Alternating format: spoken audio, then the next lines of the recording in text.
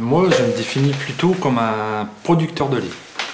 C'est-à-dire que je suis agriculteur, mais je suis producteur de lait par vocation.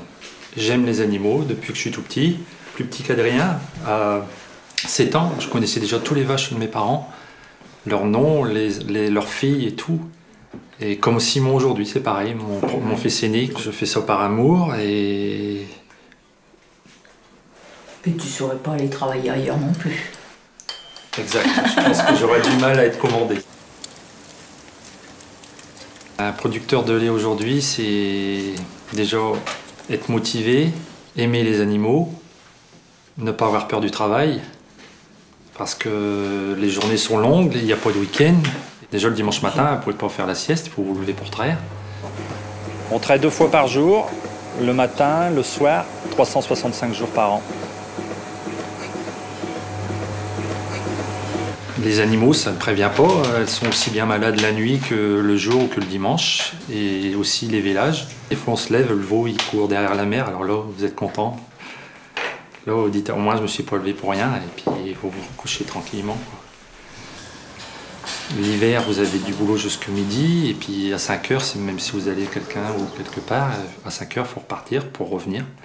Ça reste un gros inconvénient, mais bon, par amour des animaux et du métier, on le fait, et on le fait de bon cœur quand même.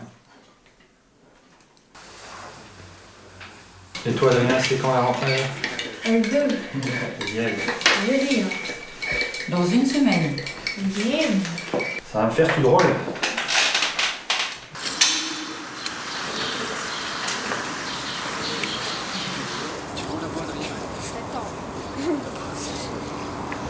Mon épouse travaille à l'extérieur parce que pourtant l'exploitation a bien grossi par rapport à mon père et mon grand-père, mais si on veut vivre décemment, à peu près comme toutes les catégories de gens, mon épouse doit travailler à l'extérieur.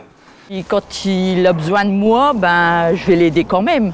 Après, on rencontre d'autres personnes aussi quand on travaille à l'extérieur. On voit notre monde. Mon grand-père n'est pas né ici, mais était agriculteur ici. Mon père était aussi agriculteur ici. Je suis agriculteur ici. Et j'espère qu'après, il y en aura un des deux, voire les deux, qui reprendront la suite, afin de préserver ce patrimoine qui est l'exploitation, qu'on essaye d'améliorer tous les jours. Et puis la génétique du troupeau aussi, parce que c'est un travail de longue haleine. Et j'espère qu'ils en vivront bien aussi. Voilà.